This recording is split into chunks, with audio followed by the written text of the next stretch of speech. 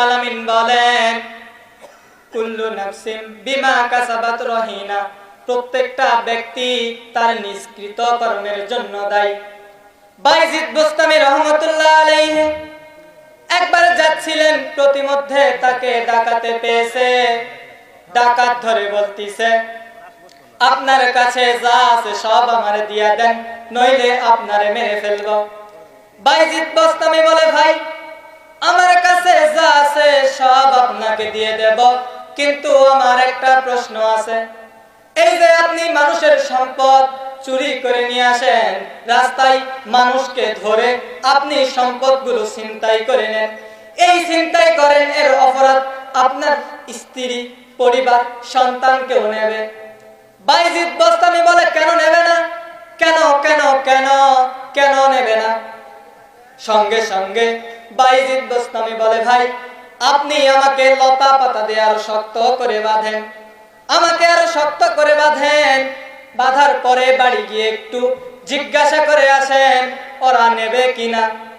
ডাকাত তারে আরো শক্ত করে বাঁধলেন, বাড়িতে চলে গেলেন, গিয়ে বললেন, স্ত্রী এই যে আমি মানুষের সম্পদ চুরি করি, ছিনতাই করি, এই ছিনতাইয়ের অপরাধ, এই যে ছিনতাই করি এর পাপ তোমরা নেবে কিনা। স্ত্রী বলে, স্বামী বিয়ে করার পর যতগুলো দায়িত্ব আমার ছিল সব দায়িত্ব আপনার। আপনি আমাকে বিবাহ করার পর যত দায়িত্ব আমার আছে, ভরণ পোষণ থেকে শুরু করে সব আপনার। আপনি কোথা থেকে খাবার নিয়ে আসবেন ওইটা আমি জানি না, আমি আপনার অপরাধের ভাগ নিতে পারবো না। সন্তান বলে, বাবা আপনি জন্ম দিয়েছেন আমাকে, আপনি কোথা থেকে খাবার নিয়ে আসে আমারে দেবেন আমি জানি না।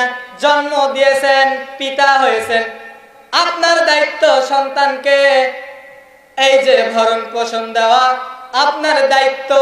আপনি চুরি করবেন, ডাকাতি করবেন, না ছিনতাই করবেন, না কি করবেন সেইটা আপনার ব্যাপার। আপনি কোথা থেকে খাবার নিয়ে আসবেন ওইটা আপনার ব্যাপার, আমি জানি না, আমি ওই ছিনতাইয়ের অপরাধ নিতে পারবো না। সঙ্গে সঙ্গে ডাকাত চলে গেলেন বাইজিদ বুস্তামির কাছে, যেখানে বেঁধে রাখছে ওই জায়গায় যাওয়ার পরে বললেন, হুজুর আপনি আমাকে আলোর পথ দেখান। কুল্লু নাফসিন বিমা কাসাবাত রহিনা, কেউ কিন্তু কারো না, প্রত্যেকটা ব্যক্তি তার নিজের কৃতকর্মের জন্যই দায়ী থাকবে। হুজুর আমার স্ত্রী, পরিবার, সন্তান কেউ আমার এই অপরাধের ভাগ নেবে না, কেউ নেবে না। আপনি এখন আমাকে আলোর পথ দেখান।